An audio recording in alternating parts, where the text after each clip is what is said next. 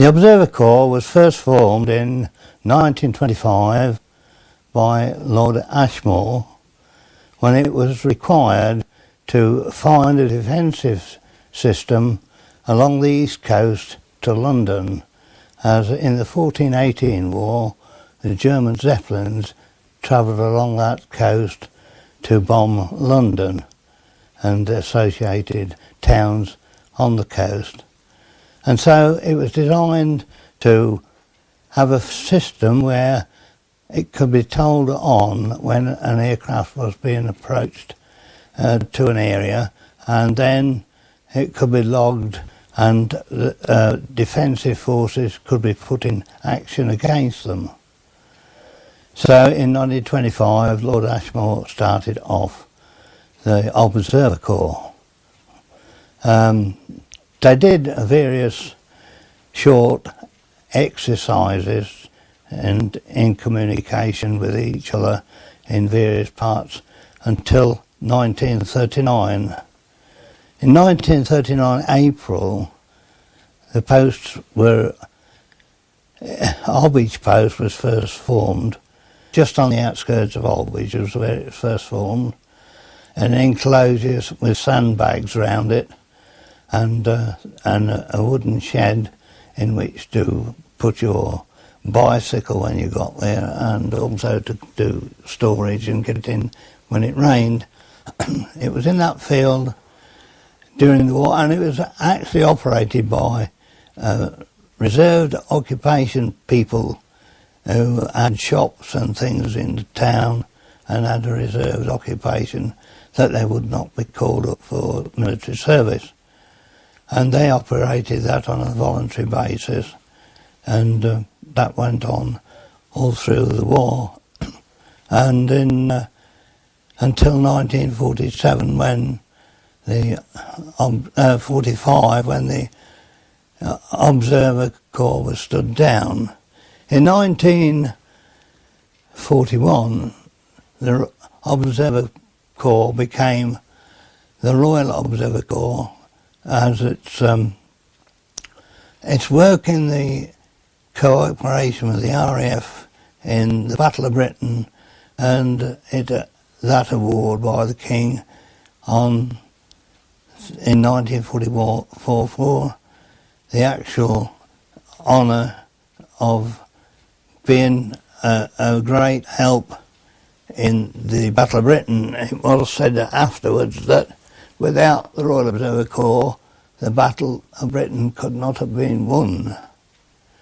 Anyway, as it went on, the Holbeach Post stood down in 45, and it was recalled again in 1947.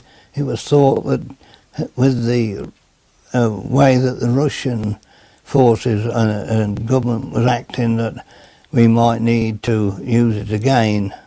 And so we started up again in 1947, and from 1947 until 1954 we were still down Plowright's Field in Fen Road. In 1955, when I joined the Observer Corps, the Royal Observer Corps, I went on to a field down Fleet Road, Holbeach, belonging to Mr. Carter, where we only had 6 concrete paving slabs and 8 wooden stakes about 5 foot long, driven into the ground with an Hessian screen round it. Our communications was coupled to a telephone pole, a little box with 2 knurled screws in it, in which you hooked on the wires, and it went to a landline telephone which had a ringer and a bell. And so we were in communication with headphone and breast set with the headquarters. It was there for about a year, and then we moved site to the new site on Washway Road in Holbeach, and at that time on the field belonging to Mr. Lane, we just had a brick above ground post, and that post was there for about 5 years when we had when they acquired a bigger piece of land and built the underground post on that site. That post is the one that is still there in good order and is working till today. It's still there and it's visited periodically. It was given to me originally by Mr. Lane, and as I had no way of looking after it as such, I got in touch with Lincolnshire Heritage and Lincolnshire Heritage, and Mr. Lane agreed that they could turn it over to Heritage people, and that would become a historical part of the Observer Corps in Holbeach.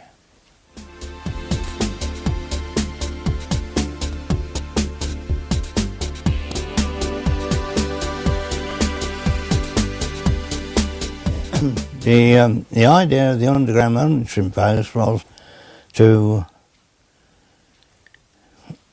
monitor nuclear fallout, the effects of what you get from a nuclear bomb are the fact that you get fallout which goes up at the point where the bomb bursts as more or less like steam, and it condenses and falls back to Earth.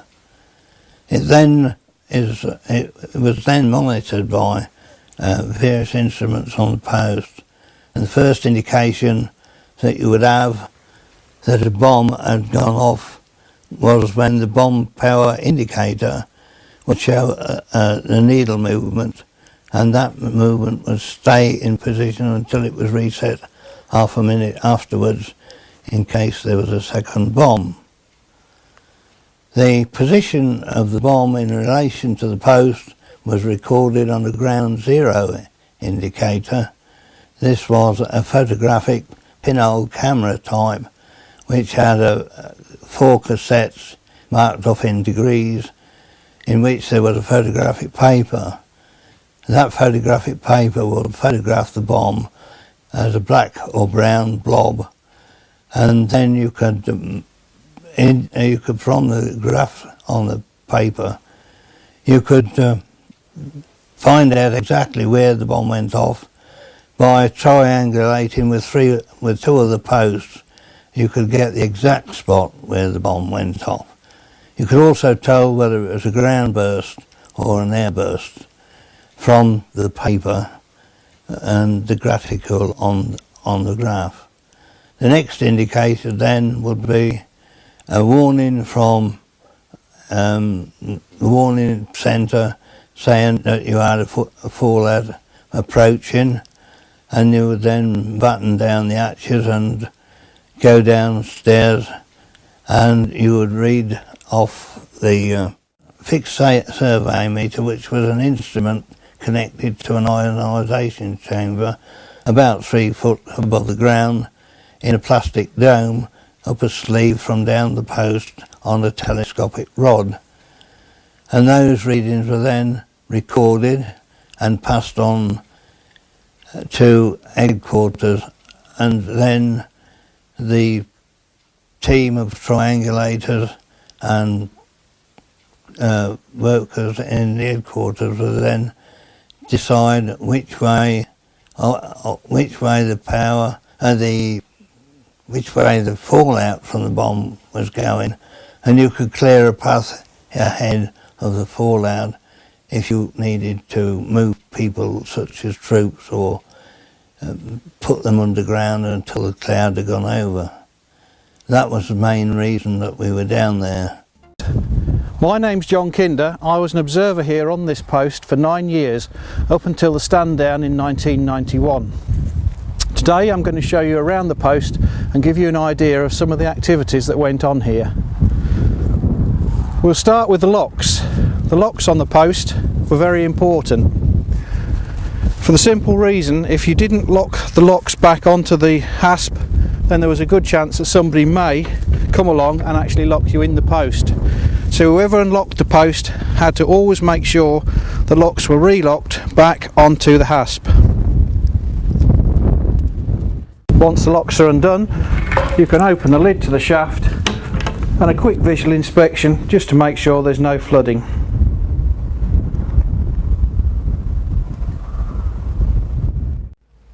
Once inside the post, various pieces of equipment that were stored here could be raised to the surface.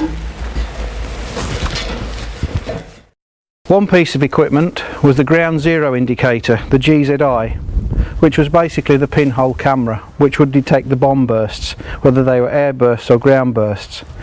It would fasten onto its flange using 3 bolts which were offset to ensure that it would only go into one position.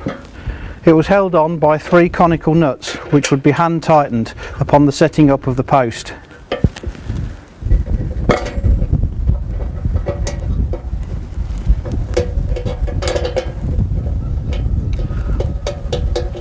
Once in position, the lid would be removed. Once removed, the photographic paper could be put into the slots for the north, south, east and west. The lid would then be put back on and the equipment was ready for use. 2 more pieces of equipment which we don't have access to would have gone here. The first one being the fixed survey meter dome, which would have been put on in place of this flange. This dome would have allowed the fixed survey meter probe to sit inside it. The second would have been the bomb pressure indicator baffle, which would have gone here, which is basically 2 discs of metal, and this nut would be removed and that would be set on. The post would then be operational. In the monitoring room, power was supplied by a 12-volt battery which was set here. This would be charged up once a month using a petrol generator. The light switch over here with a timer on it so it couldn't accidentally be left on. Equipment inside the post would have comprised of your fixed survey meter, which would have gone here into this hole that's been cut into the worktop. Your teletalk, which was your communication to Lincoln 66 post. This was maintained by BT. This was the chemical toilet, which had to be emptied if used. If any flooding had taken place, then you had to use the hand-operated pump to empty the sump. Unfortunately, this one seems to have seized up with time. The store cupboard would contain all the essentials that you needed. Spare papers for the GZI, spare lamps for the lighting, and of course Glitto with bleach. There would be a bunk bed here so that 2 observers could sleep while the 3rd observer was actually using the equipment.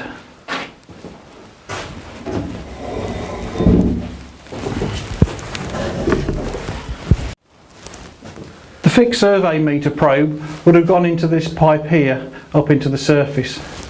Over here you've got the bomb pressure indicator, or your BPI, which would measure the pressure of the bomb that was falling. This was connected to this tube. It was reset by a button underneath, and it had a drain cap which always had to be left off when you left the post. Observers would wear a personal dose rate meter, a PDRM.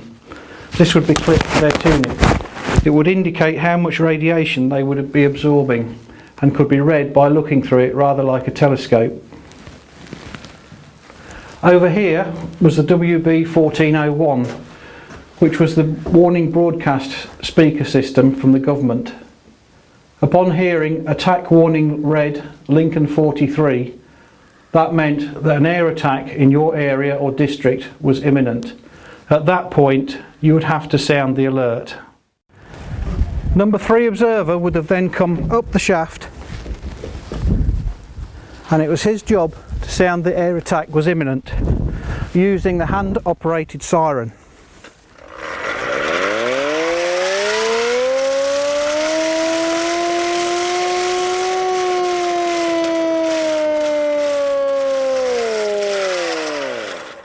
Once he had sounded the siren, he would lay the siren on its side and hastily make his way back down into the monitoring room, closing the lid behind him and all air vents.